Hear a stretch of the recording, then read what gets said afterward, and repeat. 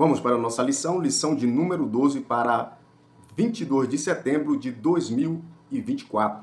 Tema da lição, o banquete de Esté, denúncia e livramento. Então, o que nós vamos ver aqui nessa lição? À luz desse tema, nós vamos ver o banquete de Esté, né? Aquele segundo, no caso aqui, está se tratando do segundo banquete, foram 2 banquetes, né, oferecidos por Esté ao rei e a Amã. Então, nós vamos ver, no caso aqui, o último banquete, né? O banquete de Esté, o subtítulo, né? Denúncia e livramento. Isso aqui está demonstrando o que aconteceu nesse banquete, né? Foi a denúncia de Esté, no caso, e o livramento aí, que veio por meio aí do rei. O livramento de quê? O livramento de morte, o livramento aí do genocídio que ia ocorrer a todos os judeus. Então, banquete de Esté, o tema da revista, banquete de Esté, denúncia e livramento. O texto áureo diz: como ribeiros de águas, assim é o coração do rei, na mão do Senhor, a tudo quanto quer o inclina. Provérbios, capítulo 21, versículo 1. Aqui está demonstrando que o rei, como líder, ou todos nós, pessoas que exercem o papel de liderança, Deus inclina os nossos corações, né? A tomar várias atitudes na sua direção. Significa que as nossas ações, as nossas atitudes, como servos de Deus, não só como rei, né? Mas vamos tirar isso aqui como exemplo, nós que exercemos o papel de liderança na igreja. Papel seja liderança de irmãs, liderança de irmã. Nós temos a dependência do Espírito Santo e, obviamente, que Deus incline o nosso coração. De várias formas, Deus vai trabalhar no nosso coração. Deus vai trabalhar diretamente, Deus vai usar outras pessoas. Então, Deus tem diversas formas pelo qual Ele inclina os nossos corações. Esse inclinar, né, inclinar o coração, no caso, seria Deus nos levar a tomar atitudes de acordo com a sua vontade. Então, o coração do rei está na mão do Senhor. Então, o nosso coração realmente deve estar nas mãos do Senhor. Nós devemos entregar o nosso coração na mão do Senhor para que o Senhor trabalhe. Uma das coisas que eu mais orei ao Senhor, que muitas pessoas, eu acho que tem essa deficiência, que é deixar de orar pelo próprio coração. A gente tem que orar pelo nosso coração. A palavra de Deus fala que enganoso é o coração. Muitas vezes a gente acha que é Deus que está inclinando os nossos corações, quando na verdade é a nossa carne. Às vezes nós temos, por exemplo, percepção de algumas coisas, de algumas pessoas, algumas percepções negativas, e muitas vezes achamos que aquilo vem do nosso coração, isso aí vem do nosso instinto, isso vem da nossa alma, muitas vezes não vem de nós mesmos, né? Isso não significa que nós estamos certos, muitas vezes é uma percepção errada, então nós temos que tomar muito cuidado com isso. Já vemos, por exemplo, pessoas que elas falam, têm uma certa percepção, um certo entendimento, até mesmo da Bíblia Sagrada, e acha que aquilo ali é uma percepção correta do seu entendimento, do seu coração. Então temos que tomar muito cuidado. Essa questão do coração é bem complexa. A verdade prática diz: devemos reconhecer as autoridades humanas, mas não podemos atribuir-lhe um poder acima do que as tem. Há um Deus no céu. Aqui vamos fazer, no caso, o autor da revista, nessa verdade prática, ele vai demonstrar ou dizer que nós devemos reconhecer as autoridades humanas. Ou seja, reconhecer que Deus ele realmente estabelece líderes. Reconhecer a nossa liderança, autoridades humanas, políticas, governos. Nós temos que reconhecer, se reconhecer é respeitar essas autoridades, reconhecer essas autoridades. Agora, quando se trata de autoridade eclesiástica, aí o peso, obviamente, que ainda é muito mais superior, porque uma autoridade eclesiástica significa que ela foi ungida, que ela foi separada, que ela foi escolhida para exercer aquele papel de autoridade. Então, essas pessoas, obviamente, que a gente tem um duplo respeito, né? Porque as pessoas que são ungidas por Deus, a própria palavra de Deus fala, ai daquele que tocar nos meus ungidos. Então, nós devemos respeitar as autoridades humanas, e quando se fala de autoridade espiritual, nós estamos falando de autoridade de pessoas que foram escolhidas e separadas por Deus. Infelizmente, existem muitos casos em nosso meio de pessoas que não respeitam a autoridade. É isso? Não respeitam a autoridade. E acaba aí pagando um alto preço por causa disso. Falta de respeito, a forma de falar, a autoridade dentro do lar, a autoridade dentro da casa. Deus estabeleceu autoridades e também princípios de autoridade. O marido, por exemplo, é uma autoridade dentro do lar. A esposa, obviamente, tem que respeitar, assim também a mulher. Como o homem tem que respeitar a mulher, o filho tem que respeitar os pais. Então, existe uma hierarquia de autoridade que deve ser respeitada, né? E essas autoridades, ela foi estabelecida por Deus para o bem. e não para o mal. O apóstolo Paulo ele vai ensinar isso, né? Toda autoridade ela tem que ser respeitada porque ela foi posta por Deus para o bem. Não foi para elevar uns e diminuir outros, não. Para o bem dos corpos liderados de uma forma comum. E aí vai dizer, mas não podemos, devemos reconhecer, mas não podemos atribuir-lhe um poder acima do que tem. Tem muitas pessoas que atribuem também. Então é aquelas que não respeitam a autoridade, tem aquelas que respeitam a autoridade e tem aquelas que já chega a ser um exagero, né, ao respeito à autoridade, colocando elas acima de Deus. Por isso ele vai terminar essa frase dizendo, há um Deus no céu. Então tem pessoas que colocam a autoridade humana acima da autoridade de Deus. Isso aí é um pecado e é um erro gravíssimo. Você vê que, por exemplo, aqui nós vemos, por que ele faz ele descreve esse texto aqui na verdade prática? Porque se você for aí ver a história, no caso de Mardoqueu, o Mardokai, como muitos falam, quando você vê a história dele, ou a história de Esther, você vai ver que Mardoqueu, ele não colocou, apesar de Amã ter sido colocado ali, estabelecido, né, como um dos principais homens, né, daquele período do reino Pérsia, onde muitos se dobravam, onde todos se dobravam diante dele, de Amã, Mardoqueu não se prostrou, porque há um Deus no céu, e somente Deus, ele entendia que somente diante de Deus é que nós deveríamos, o que o judeu deveria se dobrar, né, se prostrar e prestar reverência, e não a um homem comum. Ainda mais, eu acredito que para Mardoqueu era muito difícil, né, por saber quem era Amã, aquele cara mau, perverso, que gostava de ser adorado, que gostava de ver os outros humanos, né, se prostrarem diante dele. Então, realmente, essa questão devia ser muito complicada para ele, e ele realmente uma pessoa de personalidade, que tinha um Deus na vida dele, e não deixou, não se curvou como os outros. Tá? Então, temos que ter respeito pelas autoridades, mas respeitar o devido respeito, e não colocar essas pessoas aí acima de Deus. Essa introdução aqui, ela vai mostrar aqui, logo na introdução, o que de fato, né, lembrando aqui o que de fato aconteceu na lição anterior, como Deus ele começou a alterar, né, a mudar o cenário, no caso lá em Suzã, onde até então os judeus eles estavam ameaçados de morte, até aqui eles estão ameaçados de morte, mas a partir daquele primeiro banquete, a história ela começa a mudar, né, no dia seguinte, porque a gente viu na lição passada que um episódio, no caso anterior a esse, que Mardoqueu, né, que estava sendo ameaçado de morte, onde Amã já havia preparado uma forca para ele, a história começou a mudar, tá? Então, nesse caso, Mardoqueu, na lição passada, nós vimos que Amã, ele foi humilhado e Mardoqueu honrado. Onde Amã teve que levar Mardoqueu, né, Mardoqueu montado no cavalo, com vestes reais, coroa, cavalo, indo passear lá em Suzã. Então, ali começou já a mudar a história daquele cenário lá, no caso, em Suzã. O subtópico 1 diz o banquete e a denúncia. Então, nós vamos ver aqui que nesse banquete aqui, que é o segundo banquete, vai ocorrer a denúncia, ok? Vai ter o banquete e nesse banquete vai ter a denúncia. Aí o subtítulo 1 diz a instabilidade de Amã. O que vai falar aqui nesse texto? Que no dia que ocorreu no dia desse segundo banquete, antes do banquete, logo pela manhã, assim que amanheceu, Amã, ele foi ao palácio falar com o rei. O melhor, ele chegou em casa, e depois de ter levado Mardoqueu, para ter saído com Mardoqueu, levando ele para passear ali em Suzã, Mardoqueu todo vestido com vestes reais, depois daquela humilhação, quando ele chegou em casa, ele começou a contar para a sua família a humilhação que ele sofreu.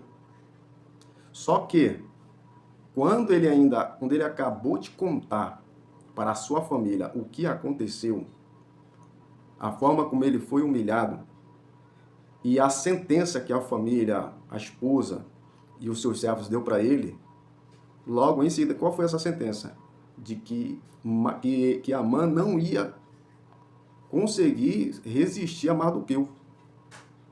Ou seja, a família estava demonstrando que Mardoqueu estava superando, no caso, Amã. E que essa notícia, esse fato de Amã ter levado o pessoal levado Mardoqueu para passear em Suzã, esse fato aí era um prenúncio de derrota. Então o pessoal, a esposa e os seus servos perceberam isso. E logo que a esposa começa a falar, aparecem os servos do rei e leva ele de uma forma apressada para esse segundo banquete. E aí vai demonstrar que deve ter sido uma questão muito desconfortável para Amã, depois daquele ato de vergonha, ter que ir lá para o segundo banquete. Bem, ele não chegou em casa, contou a história do que aconteceu, daqui a pouco aparece ali os servos do rei, já pega ele e já leva ele para o palácio. Com certeza isso foi... Não chegaram lá e perguntaram, rapaz, tá pronto, vai tomar um banho, vai jantar, ou sei lá, se preparar alguma coisa, não. Já pegaram ele e levaram lá para o segundo banquete. O subtópico 2, o banquete do vinho. Esse segundo banquete é chamado, no caso, pelo livro de Esther, o banquete do vinho. E isso aí não se dá mais detalhe por que recebeu esse nome, só se sabe que esse nome é chamado o banquete do vinho. E aqui, nessa parte aqui, nesse subtópico, ele vai tratar de diversas passagens bíblicas, onde a palavra de Deus, no Antigo Testamento, demonstram tanto pelos atos, pelas ações, por experiências, do mal que o vinho ele traz ou pode produzir na vida do homem. Claro que o vinho, ele realmente tem o seu poder medicinal dentro da dosagem correta diária. Isso aí todo mundo sabe. Isso é uma questão até que indicada pelos médicos. Mas nós, principalmente nós da Igreja Assembleia de Deus, dentro do nosso padrão, nós sabemos que não se pode haver consumo de nenhum tipo de bebida alcoólica. E, infelizmente, existem muitos irmãos que desobedecem, né, essa orientação. E realmente é muito complicado, porque quando você está assim, quando a igreja tem suas normas, tem os seus costumes, e são violados pelos membros da igreja, isso aí é um pecado, né? Você peca duas vezes porque você está bebendo, e você peca porque você está transgredindo um mandamento, né, que foi instituído aí, uma norma pela igreja. Então é muito complicado. Mas por que isso? Porque muitas vezes uma dose de vinho, um copo de vinho, não vai te fazer mal. Mas, por exemplo, uma pessoa que ela já se converteu ao evangelho e ela tem uma tendência alcoólica, ela pode vir por essa abertura de tomar um copo de vinho e aí retornar realmente ao vício anterior, né? A beber outra vez. Então é muito importante, obviamente que em primeiro lugar está a palavra de Deus, mas é muito importante nós aí obedecermos a palavra de Deus e entendemos realmente. Eu mesmo parei de beber quando eu era adolescente ainda, porque eu percebi que o vinho ele era altamente prejudicial na minha saúde. Tem homens que podem beber, não vai ter problema, tem outras pessoas que têm tendência alcoólica. Então é importante que você dê ouvido à palavra de Deus e não consuma aí o vinho. A palavra de Deus ele vai deixar aqui escrita que o apóstolo Paulo, ele diz, não se embriague com vinho, mas enchei-vos do Espírito Santo de Deus. Então essa é a recomendação. Eu não digo nem recomendação, porque a Bíblia a gente não pode falar de recomendação. O que a Bíblia fala é ponto final. Nós temos que, se o apóstolo Paulo, que é servo de Deus, ele fala, não vos embriagueis com vinho, então nós não devemos nos embriagar com vinho. Nós devemos enchermos do Espírito Santo.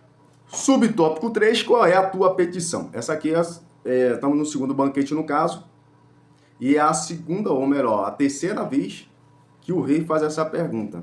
Qual é a tua petição? A primeira vez foi quando Esther entra lá na sala do rei, no salão onde ele estende o cetro. A primeira vez. A segunda vez foi no primeiro banquete.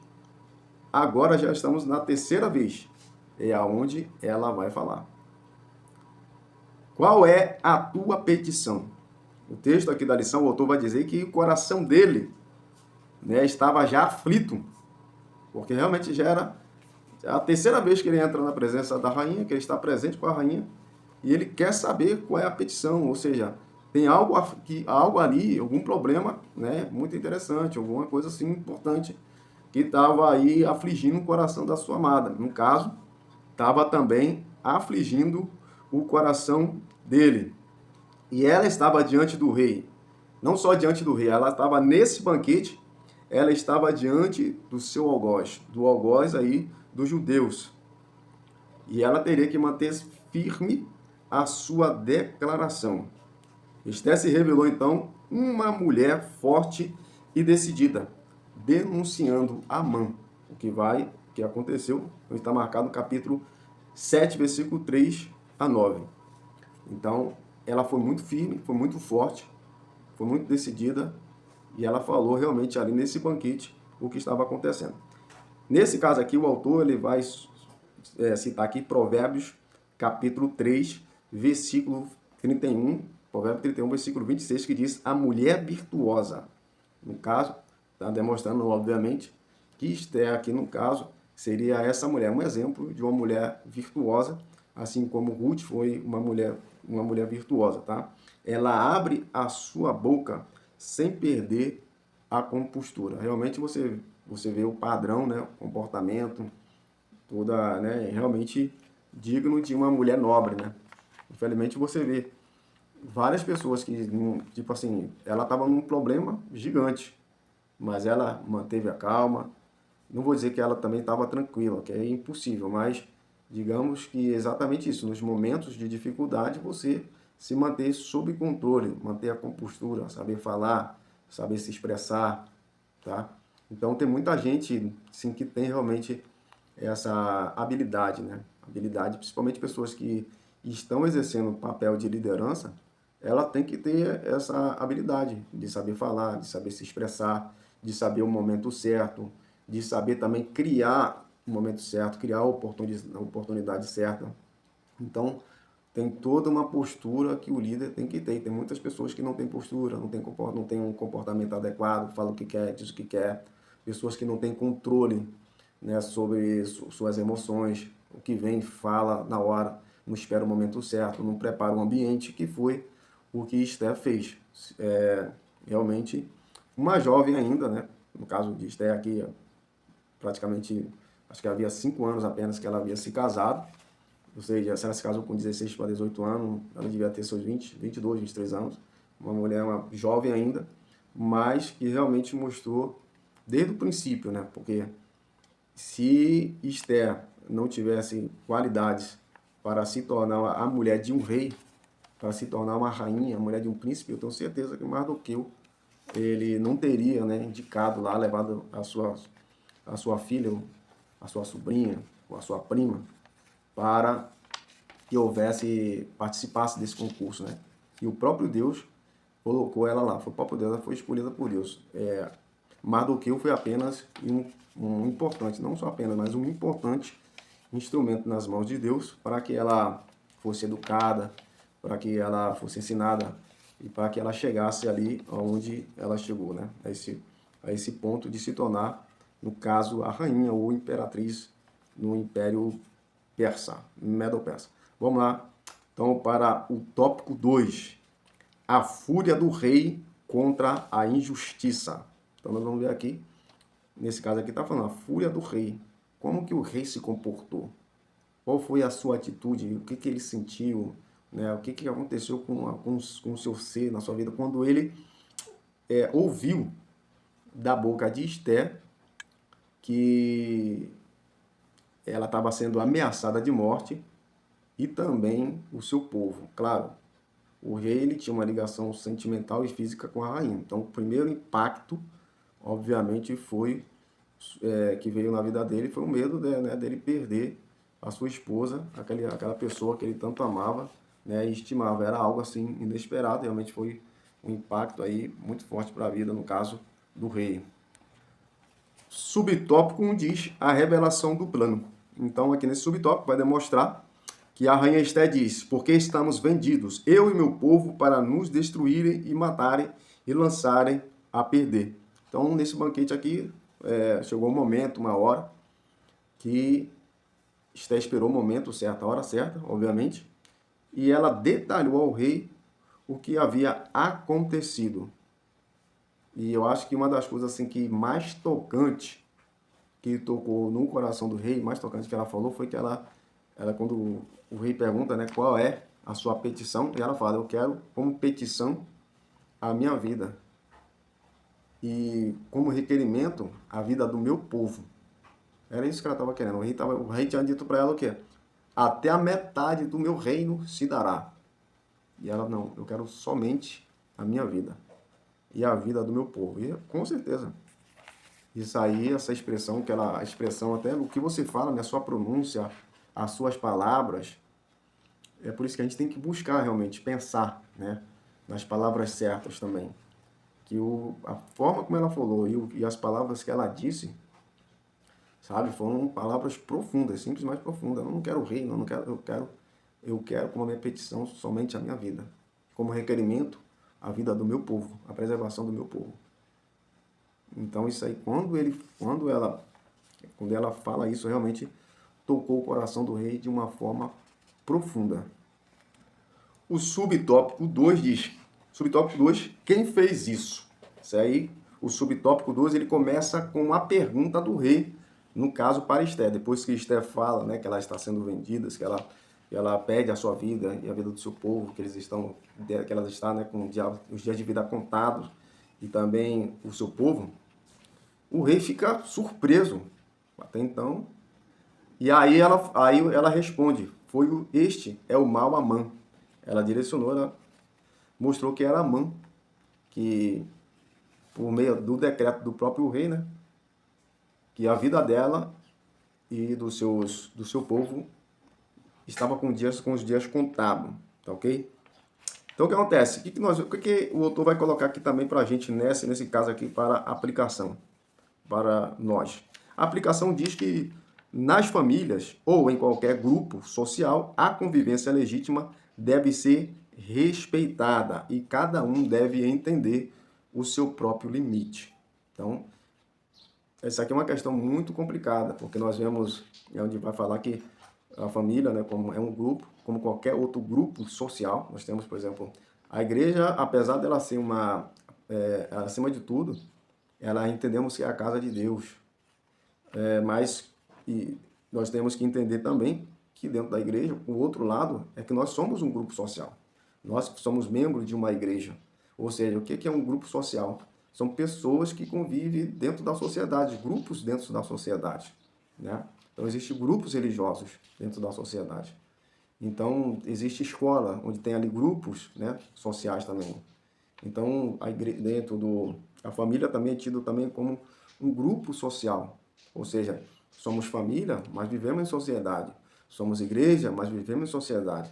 Estamos num grupo de trabalho, do grupo de trabalho, grupo de funcionários da equipe de trabalho, alunos de escola. Tudo isso aí está falando de grupos. E dentro disso aí tem todos têm que respeitar a convivência social. Mas a gente vê que dentro da sociedade, uma das coisas mais difíceis que tem é as pessoas, dentre esses grupos, viverem se respeitando um ao outro. Por isso há muito conflito, por isso há muitas intrigas, por isso há muita confusão, por isso gera-se até morte, infelizmente, dentro do seio da família, muitas vezes no ambiente escolar, porque falta de respeito.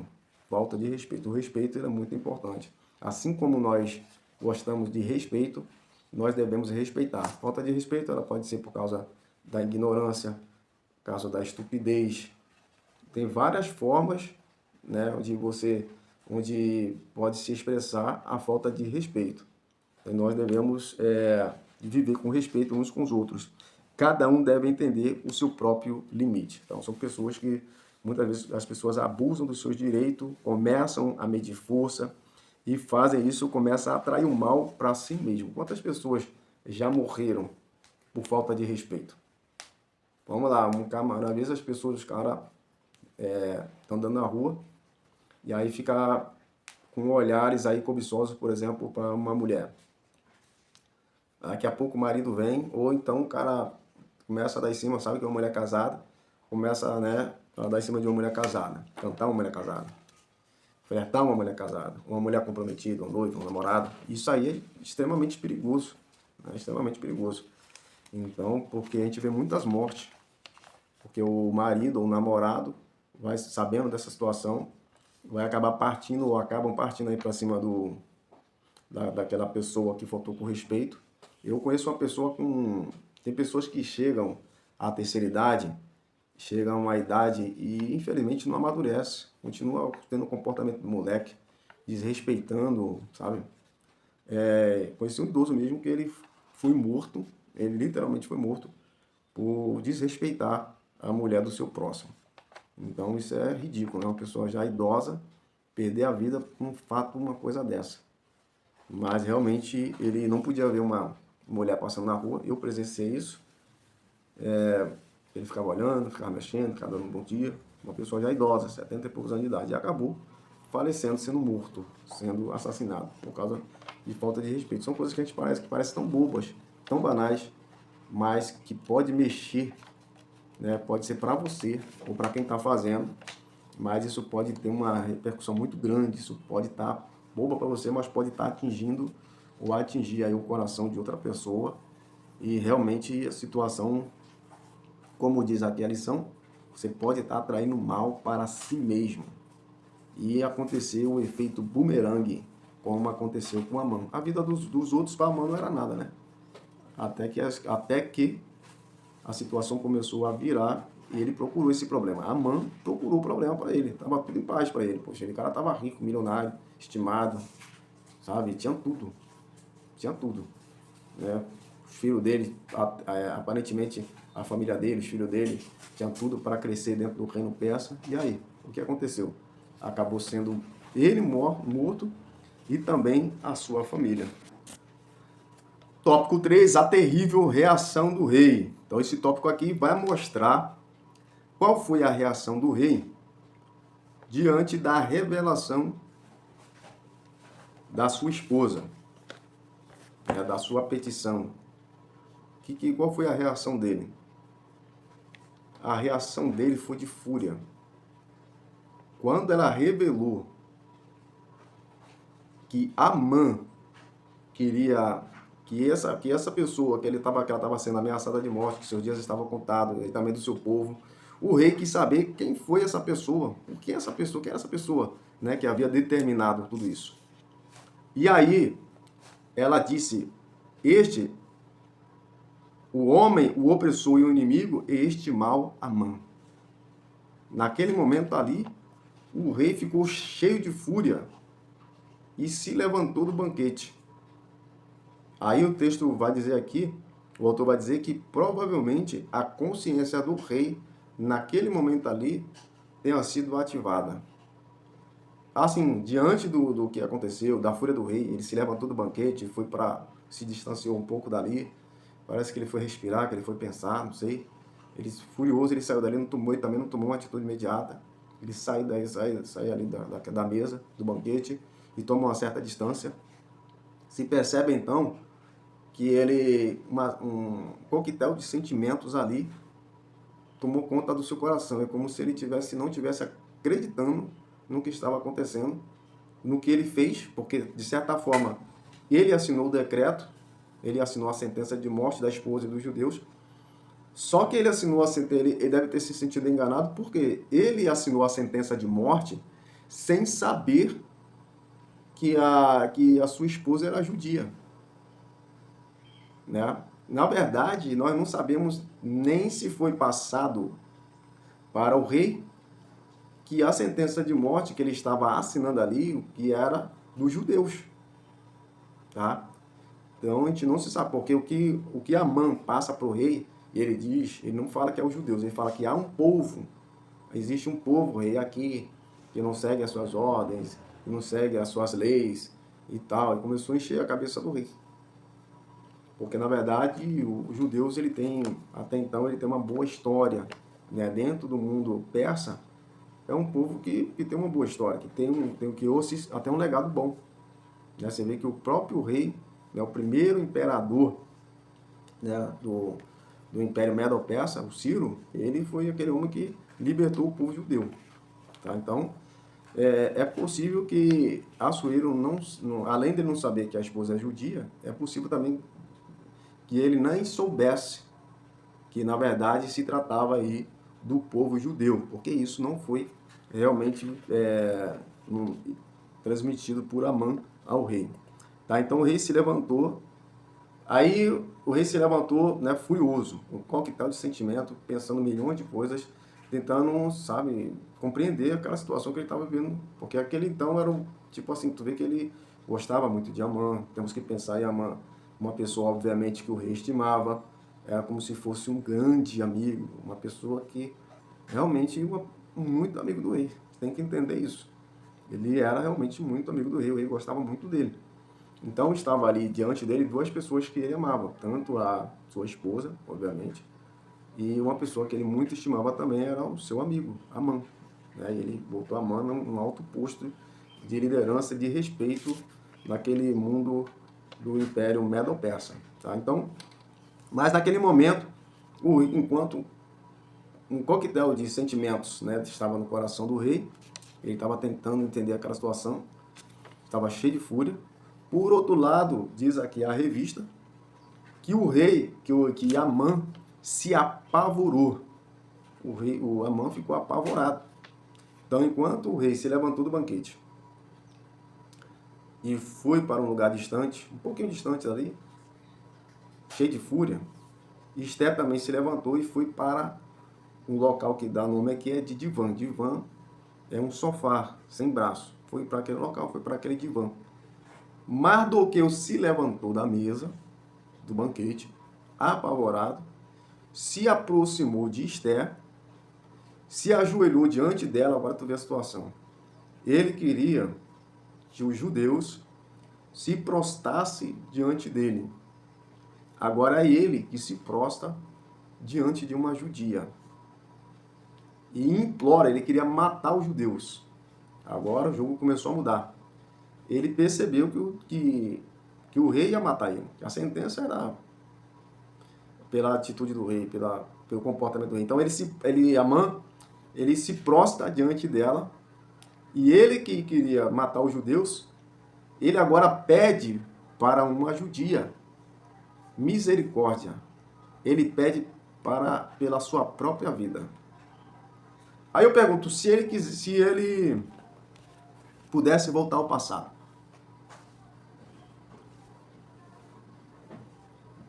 como ele mudaria tudo. Ele certamente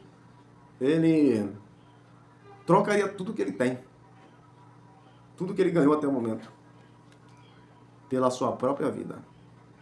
Tudo que ele conquistou até esse momento, acabou agora, ali não vale nada para ele, não tem nenhuma serventia. Porque o título, a posição,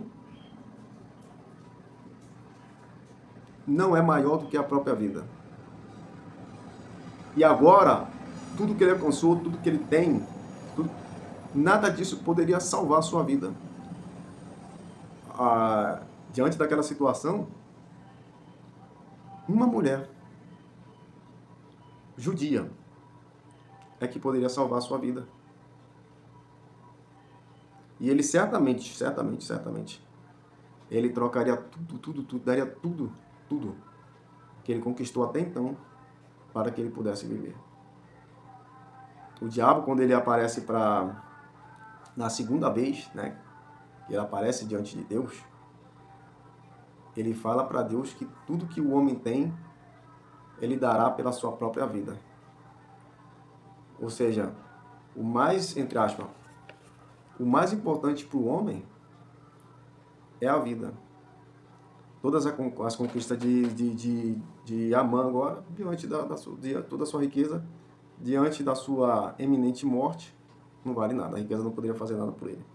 Então, assim, isso vale uma grande lição para nós entendermos a tomar muito cuidado com as nossas atitudes, com as nossas ações.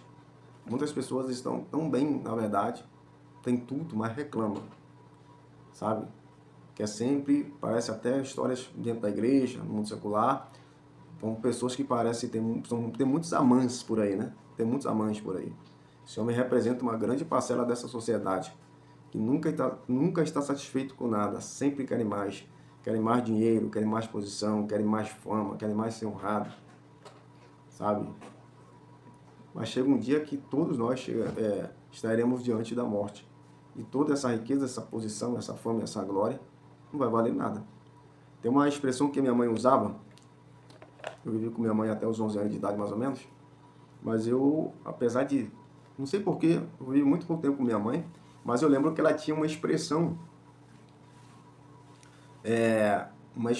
que eu guardei.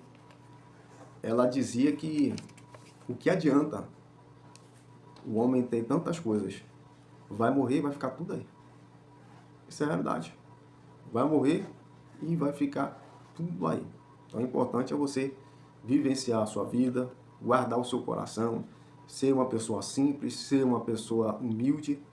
Eu conheço várias pessoas, infelizmente, dentro da igreja, que porque tem um título de pastor, se acha superior às outras, diante porque tem uma posição dentro da igreja, se acha superior. Então tem diversas situações que a gente podia comentar aqui, que infelizmente representa aí, de certa forma, um pouco a história desse homem Amã. Então, com a revelação do plano, o rei ficou furioso com a injustiça, mas só depois, de tudo, da revelação do plano, é que ele viu que ele mesmo, na verdade, que o rei ele foi instituído por Deus, para ser o rei, o líder, para ser um instrumento de justiça, mas ele estava sendo, infelizmente, um instrumento de injustiça.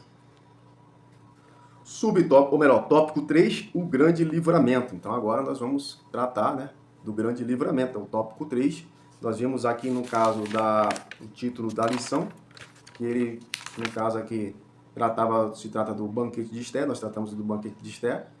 Nós tratamos aqui, fala denúncia e livramento, tratamos aqui da denúncia e do livramento, ou melhor, da denúncia, e agora nós vamos tratar da última parte, o tópico 3, o livramento. Subtópico 1, a história da forca chegou ao palácio, ok?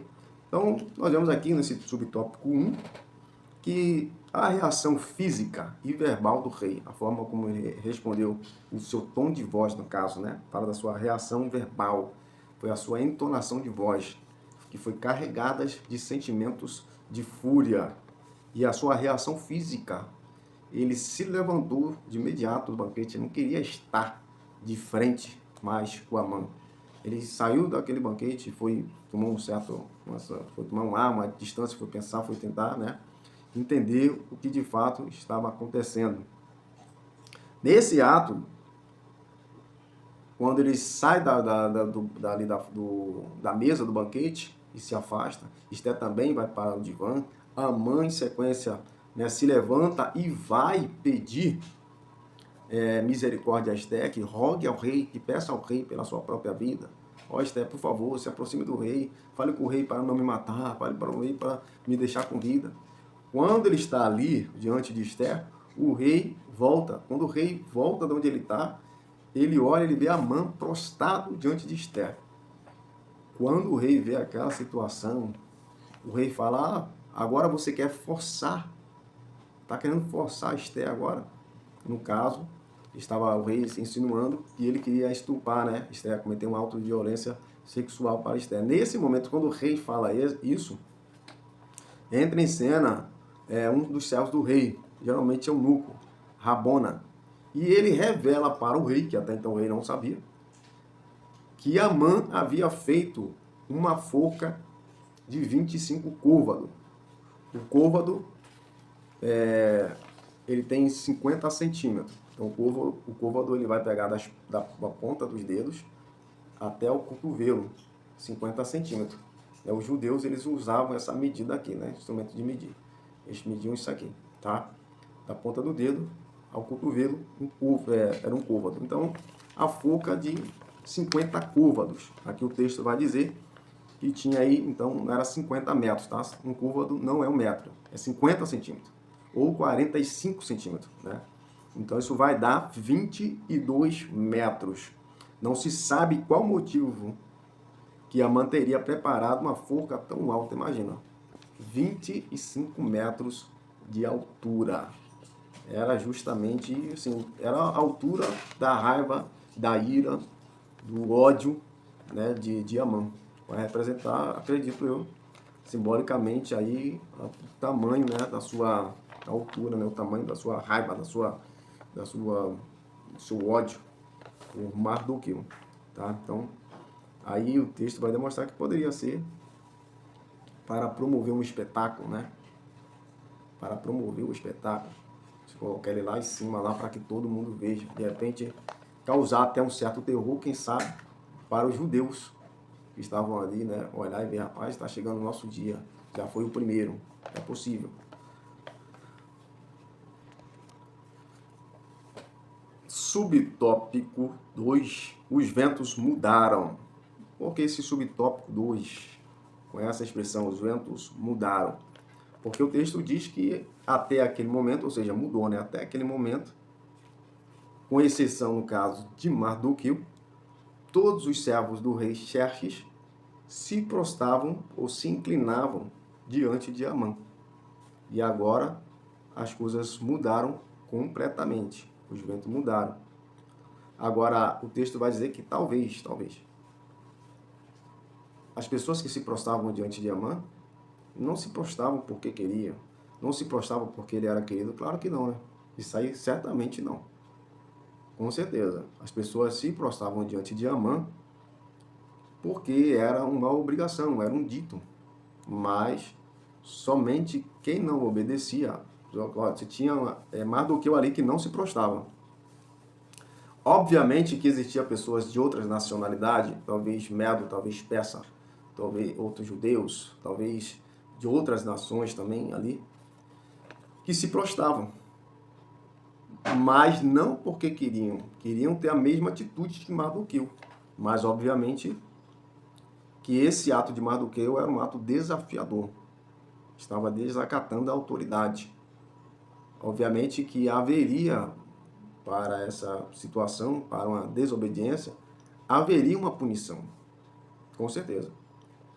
O grande problema aqui é que o Amã, ele não apelou para uma...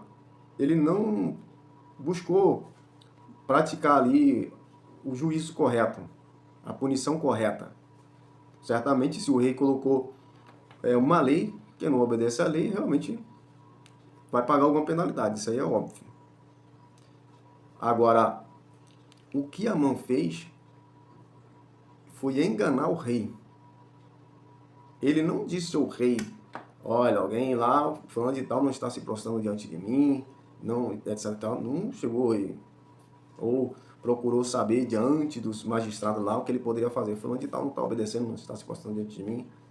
Qual é a punição? Até mesmo ele tinha tantas, era um conselheiro do rei, ele poderia dar a sentença que ele quisesse. A sentença legal, aplicar a sentença legal ali. Ó, você vai ficar preso durante 3 dias. Você vai ser expulso de Suzano. Você não vai mais entrar aqui no palácio, você tá proibido. Você vai ficar preso e vai levar uma surra hoje. Teria várias punições para este caso. Não chegaria a esse ponto de exterminar com a vida de Mardoqueu, né, daquele homem, e muito menos decretar a extinção de uma nação inteira. Então, quer dizer, ele enganou o rei. O rei provavelmente se sentiu enganado. Né? Imagina depois o rei saber que na verdade, toda aquela sentença, ele se aproveitou de uma oportunidade, na verdade, Amã, para exterminar toda uma nação, por uma questão, na verdade, boba, por uma questão simples. Acusar todo um povo que ia morrer inocente. Então, o rei realmente se sentiu, porque você vê que as leis, o povo judeu, não afligia com as leis do Império Medo-Persa. Não afligia. Existiam várias leis, obviamente. E o povo judeu sabia conviver com essas leis. E aí agora, ele acusou o povo judeu de não viver em conformidade com a lei do Império Medo-Persa. Então, ele realmente enganou o rei. Realmente ia matar toda uma nação. E é interessante que se você for ler o texto, a Esther vai dizer para o rei que o rei ia tomar muito prejuízo com o extermínio do povo judeu. Né? O extermínio do povo judeu. Porque o povo judeu ia gerar aquela prata de 350 mil toneladas, né, para o rei, como ela bem sabia. mas aquilo ali era algo que o rei ia ter naquele momento, que ia ser o despojo do povo judeu, ou seja, ia ser algo que iam ser tomado dos judeus, as terras, as posses, aquela coisa toda, ia somar esse dinheiro e ia dar para o rei. Mas quanto anualmente os judeus, né, nesse território medo-persa, gerava de imposto para o rei? Né? E a longo prazo, com certeza esse valor, que parece até muito para nós, obviamente olhando até nos dias atuais, 350 mil toneladas, mas para o rei, para a longo prazo, realmente, não era uma coisa assim, não era jogo, né? Não valia a pena. Então tinha toda uma questão, não só de exterminar o povo judeu, mas também, na verdade, Mardoqueu estava aí trazendo um grande prejuízo aí para o povo judeu, para o Império Medo-Persa. Você vê que no Império Medo-Persa, nesse império, havia mais de 1 milhão de judeus. Somente 50 mil foram para, para Jerusalém, para a sua terra, na época de Ciro. Existia mais de 1 milhão. Ou seja, imagina a quantidade. A gente sabe que os judeus são pessoas trabalhadoras, são pessoas prósperas. Os judeus, eles são pessoas de atividade. Então, tu imagina 1 milhão de pessoas aí trabalhando, né, gerando rendas, e eles eram bem de vida lá, em Suzã e nas suas regiões ali do Império na Síria. Eles eram pessoas prósperas. É tanto que eles nem quiseram ir para suas casas. Por quê? Eles, no Império que começou, né, naquela região pelo Império da Babilônia, eles eram pessoas, com certeza, certamente, muito bem sucedidas. Esse subtópico também, o subtópico 2, ele vai, no caso aqui, destacar o papel aí daquele do servo. Ele vai destacar, no caso aqui, a importância dele, né, no caso, porque ele chegou para o rei e delatou para o rei, demonstrando para o rei que Amã havia feito uma forca para Mardoqueu. Então, o que acontece? Ele não fez isso de bobeira, né? O próprio rei entendeu o que ele estava sugerindo, né? Então, quando ele fala, olha, Amã fez uma forca de 50 côvados para Mardoqueu. E ele vai dizer, aquele que falou o bem do rei. Ou seja, tá, no caso aqui, essa expressão se refere ao ato de Mardoqueu ele ter informado para o rei o plano da conspiração. Então, quando o rei foi beneficiado, né, obviamente, foi livrado de morte. Agora o rei, ele é usado aí por Deus. Você vê que Mardoqueu livrou o rei da morte, do plano revelando aí o plano de conspiração contra o rei.